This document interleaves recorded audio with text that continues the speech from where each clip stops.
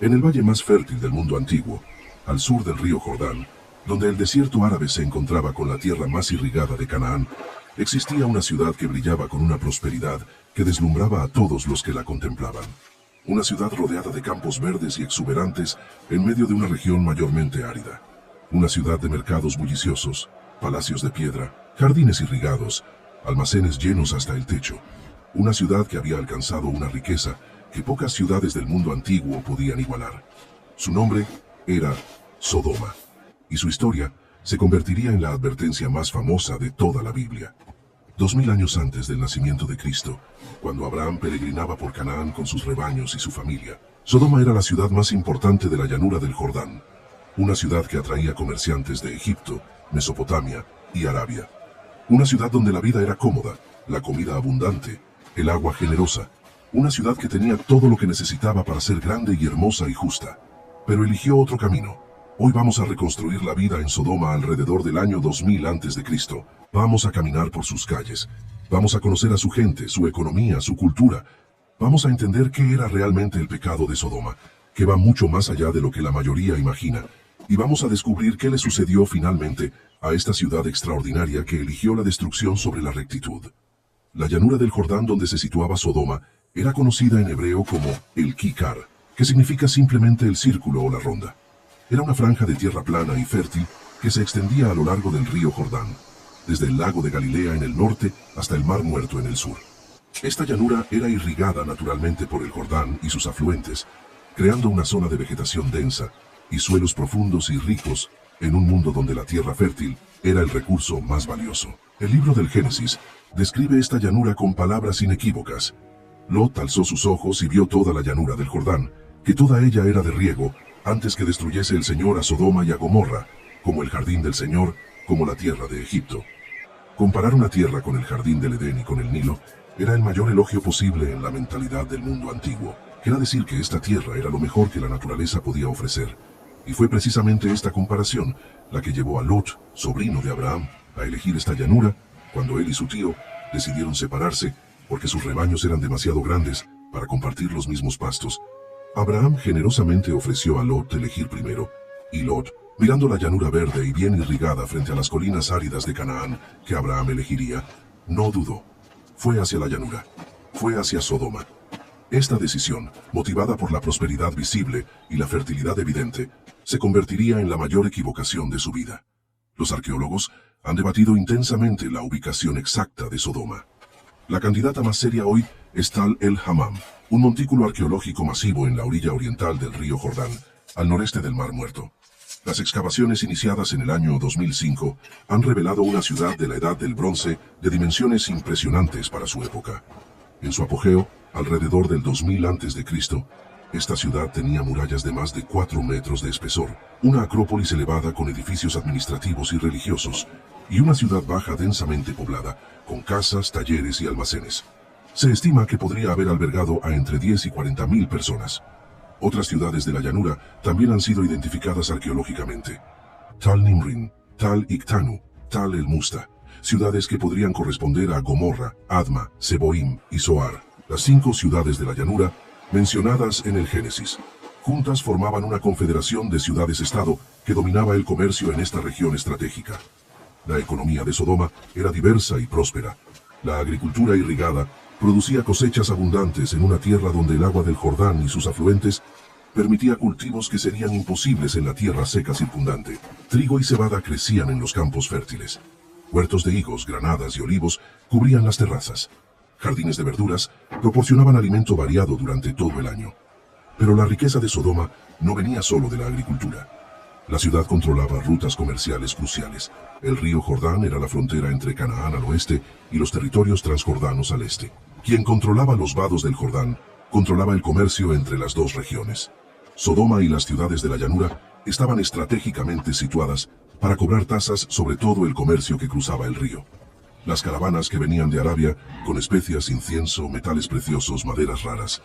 Las caravanas que iban a Egipto con productos cananeos. Los comerciantes que llevaban cobre de las minas del Arabá, el valle al sur del Mar Muerto, hacia los mercados del norte. Todos pasaban por la llanura del Jordán. Todos pagaban a las ciudades que controlaban las rutas. Esta posición comercial privilegiada había generado riqueza, que se acumulaba en las manos de los gobernantes y las élites de la ciudad. Las excavaciones de Tol el Hammam han revelado objetos de lujo importados, cerámica fina de Chipre y Egipto, sellos de piedra con diseños elaborados, joyas de bronce y plata, vasijas de alabastro que debieron contener perfumes y aceites costosos. Esta era una sociedad que tenía acceso a los bienes de lujo del mundo antiguo. Las casas de Sodoma variaban enormemente según la posición social de sus habitantes. Las élites vivían en casas de varias habitaciones construidas con ladrillos de adobe sobre cimientos de piedra. Tenían patios centrales donde se realizaban las actividades domésticas principales. Los techos eran planos, construidos con vigas de madera cubiertas de barro compactado. Algunas casas tenían 2 pisos, con las habitaciones de dormir arriba y los espacios de trabajo y almacenamiento abajo. Los pobres de Sodoma vivían en condiciones mucho más precarias.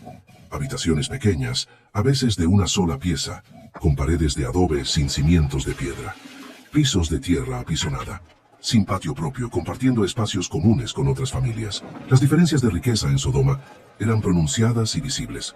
La sociedad de Sodoma, como todas las sociedades urbanas del Bronce Medio, estaba estratificada en capas claras. En la cima, el rey y su familia, rodeados de una corte de nobles, sacerdotes y militares. Debajo, los comerciantes ricos que controlaban el comercio y la propiedad de la tierra. Luego, los artesanos especializados, alfareros, herreros, tejedores, carpinteros. Más abajo, los campesinos que trabajaban la tierra, pagando renta o impuestos a sus señores, y en el fondo, los esclavos, que podían ser extranjeros capturados en guerras o locales que habían caído en deuda impagable. La religión de Sodoma era politeísta, como la de todo el mundo cananeo de la época. Los dioses principales del panteón cananeo incluían a él, el dios padre, anciano y sabio, señor del consejo de los dioses; a Baal, dios de la tormenta y la fertilidad, joven y guerrero, cuya muerte y resurrección anual simbolizaba los ciclos de la vegetación; a Sera, la gran madre, diosa del mar y la fertilidad; y a docenas de deidades menores asociadas con fenómenos naturales, ciudades específicas o aspectos de la vida humana. Los templos de estas deidades eran los edificios más importantes de la ciudad. Servían no solo como lugares de culto, sino como centros administrativos y económicos. Los sacerdotes manejaban grandes extensiones de tierra agrícola en nombre de los dioses. Almacenaban grano en los graneros del templo, distribuyéndolo en tiempos de escasez. Prestaban plata a los comerciantes. Registraban transacciones comerciales en tablillas de arcilla. El culto cananeo incluía sacrificios de animales, ofrendas de grano y aceite, rituales de fertilidad. Los textos bíblicos y otras fuentes antiguas mencionan también prácticas más oscuras. Prostitución sagrada en los templos, sacrificios infantiles en momentos de crisis extrema, adivinación mediante órganos de animales sacrificados. Estas prácticas representaban la cosmovisión de un mundo donde los dioses eran seres poderosos pero caprichosos que debían ser apaciguados con ofrendas y placeres. El pecado de Sodoma es un tema que la Biblia describe con mucha más profundidad y complejidad de lo que la discusión popular sugiere. El profeta Ezequiel, siglos después, articuló claramente la naturaleza del pecado sodomita. He aquí que esta fue la maldad de Sodoma tu hermana. Soberbia, saciedad de pan y abundancia de ociosidad tuvieron ella y sus hijas, y no fortaleció la mano del afligido y del menesteroso. Esto es revelador. Ezequiel no comienza con los pecados sexuales, comienza con soberbia, con exceso material, con ociosidad, y luego señala el corazón del problema. La riqueza y la prosperidad de Sodoma no se compartía con los pobres y necesitados. La ciudad que tenía abundancia no daba al que no tenía nada. Esta era la maldad fundamental de Sodoma. La indiferencia hacia el sufrimiento ajeno. La prosperidad que generaba egoísmo en lugar de generosidad. La riqueza que endurecía los corazones en lugar de ablandarlos. La abundancia que producía arrogancia en lugar de gratitud. Y esta indiferencia se manifestaba en todos los niveles de la vida social. Las leyes de hospitalidad, sagradas en todo el mundo antiguo, eran violadas en Sodoma, en una cultura donde viajar era peligroso.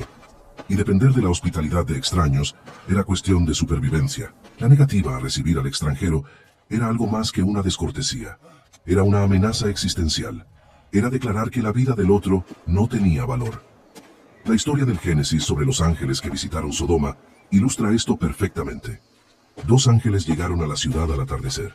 Lot, que estaba sentado a la puerta de la ciudad, los reconoció como viajeros que necesitaban hospitalidad. Los invitó insistentemente a su casa. Les lavó los pies, preparó comida, les ofreció descanso. Lot seguía practicando la hospitalidad que su tío Abraham había demostrado de manera tan generosa con los mismos visitantes. Pero antes de que se acostaran, los hombres de la ciudad de Sodoma, desde el más joven hasta el más viejo, rodearon la casa. Y lo que exigieron de Lot representaba la negación total de todo valor humano. No querían conocer a los extranjeros en el sentido de la hospitalidad, sino dominarlos, humillarlos, destruir su dignidad. Era violencia como declaración de poder. Era la expresión más brutal del desprecio hacia el otro. Lot salió a hablar con los hombres de la ciudad, ofreciendo alternativas, implorando que no hicieran tal maldad. Pero ellos respondieron con más violencia. Empujaron a Lot, amenazaron con hacerle peor que a los extranjeros, arremetieron para romper la puerta. Los ángeles tuvieron que intervenir, cegar a los agresores y ordenar a Lot que reuniera a su familia y huyera inmediatamente. Esta escena, leída en su contexto cultural completo, revela una ciudad donde la ley del más fuerte había reemplazado cualquier principio de justicia, donde la autoridad comunitaria, representada por los hombres de la ciudad, de joven a viejo, había sido corrompida totalmente, donde no había ninguna voz de rectitud entre la multitud, donde incluso los yernos de Lot, cuando él fue a advertirles, pensaron que bromeaba y se rieron de él. Abraham había tenido un extraordinario intercambio con Dios antes de la destrucción. Dios le había revelado su intención de destruir Sodoma, y Abraham, en uno de los pasajes más fascinantes de toda la Escritura, comenzó a interceder. Preguntó si Dios destruiría al justo con el impío, y comenzó a negociar. Si hubiere 50 justos dentro de la ciudad, ¿destruirás también el lugar y no lo perdonarás por amor a los 50 justos? Dios respondió que perdonaría la ciudad por 50 justos. Abraham continuó negociando hacia abajo. 45, 40, 30, 20, 10. Dios prometió que no destruiría la ciudad por amor a 10 justos, pero ni siquiera 10 justos se encontraron en Sodoma, solo Lot y su familia. La destrucción de Sodoma es uno de los eventos más dramáticos narrados en el Génesis. Los ángeles urgieron a Lot: levántate, toma tu mujer y tus 2 hijas que se encuentran aquí, para que no perezcas en el castigo de la ciudad. Cuando Lot tardó, los ángeles tomaron su mano, la mano de su mujer y las manos de sus hijas, y los sacaron fuera de la ciudad, porque el Señor tenía compasión de él. Les ordenaron huir sin mirar atrás, correr hacia las montañas, no detenerse en ningún lugar de la llanura. La advertencia era urgente, total, sin ambigüedad. Entonces el texto bíblico describe la destrucción en términos que los arqueólogos modernos encuentran fascinantes. El Señor hizo llover sobre Sodoma y Gomorra azufre y fuego de parte del Señor desde los cielos, y destruyó las ciudades, y toda aquella llanura con todos los moradores de aquellas ciudades, y el fruto de la tierra. ¿Qué evento geológico podría corresponder a esta descripción? Los científicos han propuesto varias teorías. El Mar Muerto se asienta sobre una de las fallas geológicas más activas del mundo, la falla del Valle del Jordán, parte del Gran Valle del Rift. Esta zona es sísmicamente activa, con terremotos frecuentes y bolsas de gas natural en las profundidades. Algunos investigadores sugieren un terremoto catastrófico que habría liberado gases inflamables, posiblemente metano y sulfuro de hidrógeno, que se habrían encendido, causando fuego del cielo. Pero la hipótesis más dramática y que actualmente genera más interés científico involucra un impacto cósmico. Un equipo de investigadores que estudia Tal el-Hammam publicó en el año 2021 un estudio en la revista Scientific Reports presentando evidencia de un evento de explosión aérea de un objeto cósmico, probablemente un asteroide o cometa, que explotó en la atmósfera sobre la región alrededor del año 1650 a.C. La evidencia es extraordinaria, una capa de destrucción abrupta que cubre todo el sitio, con temperatura de quema que excede los 2000 grados centígrados, temperatura imposible de alcanzar con incendios normales o incluso con volcanes. Vidrio de trinitita, el mismo material creado por explosiones nucleares, encontrado en la capa de destrucción. Esferas de hierro y sílice fundidos. Fragmentos de edificios derretidos y resolidificados. Sal derretida que cubre todo, explicando por qué la región tardó siglos en volver a ser habitable. Y quizás explicando por qué la mujer de Lot se convirtió en estatua de sal al mirar atrás. Fue alcanzada por la onda de calor y sal del evento. Esta destrucción catastrófica habría sido visible desde enorme distancia. Abraham, que estaba en las colinas de Hebrón a más de 20 kilómetros, miró hacia Sodoma y Gomorra, y hacia toda la tierra de aquella llanura miró, y he aquí que el humo subía de la tierra como el humo de un horno. La mujer de Lot es uno de los personajes más breves y más poderosos de toda la Biblia. Mencionada sin nombre, sin descripción, sin palabras propias. Solo una acción y su consecuencia. Miró atrás y se convirtió en estatua de sal. Los intérpretes han debatido durante siglos el significado de este acto. Algunos lo ven como simple desobediencia a la orden explícita de no mirar atrás. Otros lo interpretan más profundamente. Mirar atrás era el deseo de quedarse, la incapacidad de soltar lo que se dejaba. Era el corazón que seguía en Sodoma, aunque el cuerpo huía. Era el apego a una vida que debía abandonarse. Era la nostalgia por la prosperidad, por la casa cómoda, por la posición social, por todo lo que representaba Sodoma. Abundancia material sin rectitud moral. Lot escapó con sus 2 hijas a la pequeña ciudad de Zoar, y luego, temiendo quedarse allí, a las montañas al este del Mar Muerto. Los 5 ciudades de la llanura fueron destruidas. Una civilización floreciente fue borrada. Los campos verdes que habían brillado como el jardín del Señor se convirtieron en desierto estéril. La prosperidad que había atraído a Lot se desvaneció como humo. Las excavaciones de Tal el-Hammam muestran que después de la destrucción catastrófica, el sitio estuvo abandonado durante siglos, quizás 600 o 700 años. La tierra había sido contaminada, posiblemente por la sal del evento cósmico, haciendo imposible la agricultura. Gradualmente, generación tras generación, la tierra se fue recuperando. Nuevos habitantes llegaron.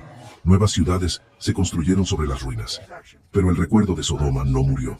Fue transmitido de generación en generación. Los profetas israelitas usaron el nombre de Sodoma repetidamente como símbolo del juicio divino sobre la maldad. Isaías comparó a Jerusalén con Sodoma cuando denunció su injusticia. Jeremías usó el mismo símbolo. Amós, Sofonías, el libro de la sabiduría. Y finalmente Jesús mismo, que usó la destrucción de Sodoma como advertencia para las ciudades que rechazaban su mensaje. La historia de Sodoma en su contexto completo es mucho más rica y más instructiva de lo que una lectura superficial sugiere. No es simplemente la historia de una ciudad destruida por pecados sexuales. Es la historia de una civilización que tenía todo: tierra fértil, posición geográfica estratégica, riqueza comercial, arquitectura impresionante, contactos con el mundo más amplio, y que lo desperdició todo por elegir la soberbia sobre la humildad, la crueldad sobre la misericordia, la opresión sobre la justicia, el egoísmo sobre la generosidad. Sodoma era una ciudad donde los pobres eran ignorados y los extranjeros eran amenazados, donde la abundancia no generaba gratitud sino arrogancia, donde la prosperidad no producía justicia sino violencia, donde la ley del más fuerte había reemplazado cualquier principio de cuidado mutuo, y el contraste con Abraham, que vivía en las colinas áridas de Canaán, con mucho menos prosperidad material, es deliberado y profundo. Abraham fue el modelo de hospitalidad perfecta. Cuando los mismos 3 visitantes llegaron a su campamento, corrió a recibirlos, se postró, pidió que descansaran bajo el árbol, mandó a Sara a preparar pan, mató un ternero tierno y trajo mantequilla y leche. Sirvió con abundancia y humildad a quien no sabía que eran mensajeros divinos. La diferencia entre Abraham y Sodoma no era de riqueza, sino de corazón. Era la diferencia entre el que tiene mucho y da poco, y el que tiene poco y da todo. Era la diferencia entre la ciudad que rechaza al extranjero y el nómada que corre a recibirlo. Los arqueólogos que trabajan en Tol el-Hammam y los otros sitios de la llanura del Jordán están revelando gradualmente la realidad histórica detrás de la narrativa bíblica. La evidencia sugiere una civilización que efectivamente floreció durante siglos y fue destruida abruptamente por un evento catastrófico. Los niveles de destrucción son inconfundibles. La evidencia de la explosión aérea es convincente para muchos investigadores, aunque el debate científico continúa. Lo que la arqueología no puede revelar, y lo que solo la narración bíblica preserva, es la dimensión moral y espiritual de la historia. No qué evento geológico o cósmico destruyó la ciudad, sino por qué. No cómo ocurrió, sino qué significó. No las temperaturas de quema ni las capas de ceniza, sino la advertencia que este evento ha transmitido durante 4000 años. Sodoma nos advierte que la prosperidad sin justicia es frágil, que la riqueza sin misericordia es corrupta, que una ciudad, como un ser humano, puede tenerlo todo materialmente y perderlo todo espiritualmente, que la crueldad hacia el extranjero, hacia el pobre, hacia el débil, no queda sin consecuencia. Nos advierte que mirar atrás con nostalgia hacia lo que se debe abandonar puede paralizarnos, que hay momentos en que la única dirección posible es adelante, hacia las montañas, lejos de lo que se destruye, que el apego a la prosperidad material puede ser la cadena que nos impide la libertad, y nos recuerda que en medio del juicio hay siempre misericordia, que los ángeles tomaron la mano de Lot y lo sacaron, que Abraham intercedió, que Dios escuchó, que incluso cuando la destrucción es inevitable, hay un camino de escape para quien lo busca. Sodoma, la ciudad que lo tenía todo y eligió perderlo todo. La ciudad más fértil convertida en el páramo más estéril. la ciudad que se convirtió en nombre de advertencia para todas las generaciones, la ciudad del pecado que enseñó y sigue enseñando que la justicia y la misericordia no son opcionales para quien quiere prosperar verdaderamente. 4000 años después, el nombre de Sodoma todavía resuena, todavía advierte, todavía llama a la reflexión sobre cómo tratamos al extranjero, al pobre, al débil, sobre qué hacemos con la prosperidad que recibimos, sobre si nuestra abundancia nos hace generosos o arrogantes. La llanura del Jordán volvió a ser fértil con el tiempo. El agua del Jordán sigue fluyendo, la tierra sigue produciendo, pero las ciudades de la llanura no volvieron a ser lo que fueron. Solo quedan sus ruinas, sus cenizas, su silencio y la historia que preservaron para que nosotros no cometiéramos sus mismos errores.